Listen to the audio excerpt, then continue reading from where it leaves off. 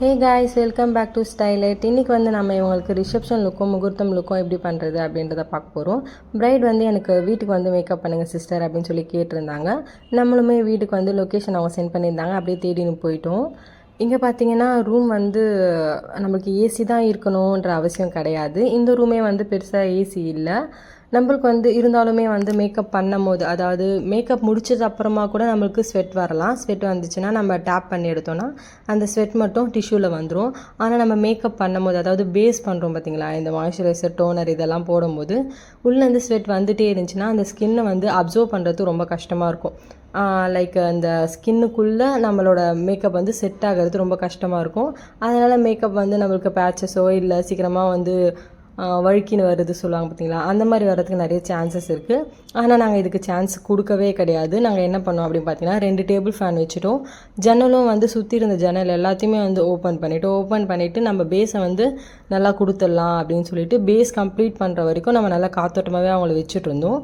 அதுக்கப்புறம் பார்த்திங்கன்னா ஜன்னல்லேருந்து வெயில் வர ஆரம்பிச்சிச்சு. கரெக்டாக ஜன்னலை ஃபேஸ் பண்ணி அவங்க ஸ்கின்னை நம்ம வைக்கும் போது அவங்க ஃபேஸ்க்கே வந்து வெயில் வர மாதிரி இருந்துச்சு. அதுக்கப்புறமா திரும்பியும் ஜன்னலை க்ளோஸ் பண்ணிவிட்டு மேக்கப் ஸ்டார்ட் பண்ணோம். பிரைடோட ஸ்கின்னு பார்த்தீங்கன்னா ப்ராப்ளமேட்டிக் ஸ்கின்னாக தான் இருந்துச்சு. ஆனால் அவங்க கேட்டிருந்த லுக்கு பார்த்தீங்கன்னா சட்டில் லுக்கு வேணும், எனக்கு ரொம்ப ஹெவி மேக்கப் வேணாம். என்கேஜ்மெண்ட்டுக்கு பண்ண மேக்கப் யாரோ வந்து பண்ணாங்க, அவங்க வந்து ஹெவியாக வந்து கொடுத்துட்டாங்க. அதனால் எங்களுக்கு அந்த மாதிரி வேணாம், சட்டிலாக கொடுங்க அப்படின்னு சொல்லிட்டு கேட்டாங்க. இருந்தாலும் ப்ராப்ளமேட்டிக் ஸ்கின்க்கு வந்து கொஞ்சம் கவரேஜ் கொடுத்தா தான் சட்டில் லுக் பண்ண முடியும் அப்படின்னு கிடையாது. நம்ம மினிமல் சட்டிலில் கூட நம்ம அவங்களுக்கு லுக் கொடுக்கலாம். அதனால் நம்மளுமே வந்து அதுக்கான ப்ராசஸ்லாம் வந்து பண்ணிகிட்டு இருந்தோம்.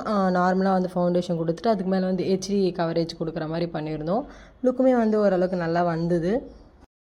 இவங்களோட என்கேஜ்மெண்ட்டுக்கு வந்து யாரோ பண்ணி சரியாக பயமுறுத்தி விட்டுட்டாங்க போல். அதனால் வந்து நாங்கள் போனதுலேருந்தே வந்து அவங்க ஒரு மாதிரி ரொம்ப டென்ஷனாக இருந்தாங்க.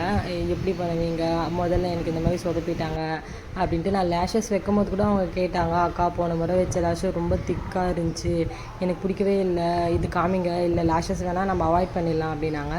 நான் வந்து எடுத்துகிட்டு போன லேஷஸ் உங்களுக்கு காமிச்சேன். அது அவங்களுக்கு ஓகேவாக இருந்ததுக்கப்புறம் அதை ஃபிக்ஸ் பண்ணிட்டோம்.